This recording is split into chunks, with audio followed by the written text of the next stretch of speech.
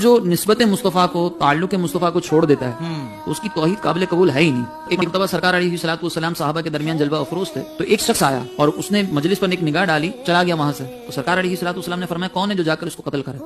صدیق اکبر رضی اللہ تعالیٰ عنہ نے عرض کی کہ یا رسول اللہ میں جا کر قتل کرتا ہوں۔ صدیق اکبر وہاں پر گئے، دیکھا کہ وہ شخص قیام میں کھڑا ہوا ہے، وہ واپس آئے سرکار کی بارگاہ میں عرض کی کہ حضور وہ تو قیام کر رہا ہے، نماز پڑھ رہا ہے۔ سرکار نے کوئی جواب نہیں دیا۔ سرکار نے فرمایا کون ہے جو جا کر اس کو قتل کرے؟ فاروق اعظم رضی اللہ تعالیٰ عنہ نے عرض کی کہ یا رسول اللہ میں جاتا ہوں۔ فاروق اعظم وہاں پر گئے تو دیکھا کہ وہ شخص سجدے کی حالت میں ہے، واپس آئے سرکار سے عرض کی، سرکار علیہ الصلوۃ والسلام نے کوئی جواب نہیں دیا۔ سرکار نے فرمایا کون ہے جو جا کر اس کو قتل کرے؟ مولا کائنات کھڑے ہوئے، کہا کہ یا رسول اللہ میں جا کر قتل کرتا ہوں۔ تو اس کے بعد جب مولا کائنات وہاں پر گئے تو وہ شخص جا چکا تھا، سرکار کی بارگاہ میں حاضر ہو کر عرض کرنے لگے کہ حضور وہ تو چلا گیا۔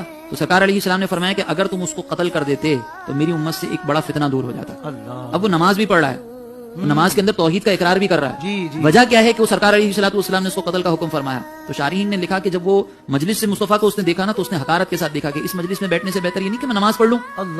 تو اس نے نماز ہی پڑھ رہا ہے، جا کے توحید کا اقرار ہی کر رہا ہے، لیکن تعظیم مصطفیٰ کے بغیر کر رہا ہے، تو اس کی یہ تعظیم مصطفیٰ کو چھوڑ کر اقرار کی جانے والی توحید کا کوئی معیار نہیں ہے۔ سرکار نے فرمایا یہ فتنہ پرور آدمی ہے۔ اور سرکار علیہ السلام نے پھر فرمایا کہ آخری دور کے اندر اس کی نسل میں سے کچھ لوگ ایسے نکلیں گے جو نمازیں بہت پڑھیں گے، تو ان کی عبادتوں کو دیکھو گے تو تم ان کی عبادتوں پہ رشک کرو گے، اپنی عبادتوں کو حقیر سمجھو گے، بڑی زبردست قراتیں کر رہے ہوں گے، قرآن کے اندر توحید کے چیپٹر بھی پڑھ رہے ہوں گے، لیکن سرکار نے فرمایا کہ قرآن ان کی حلق سے نیچے نہیں اترے گا، اور وہ دین سے ایسے نکل جائیں گے جیسے تیر کمان سے نکل جاتا ہے۔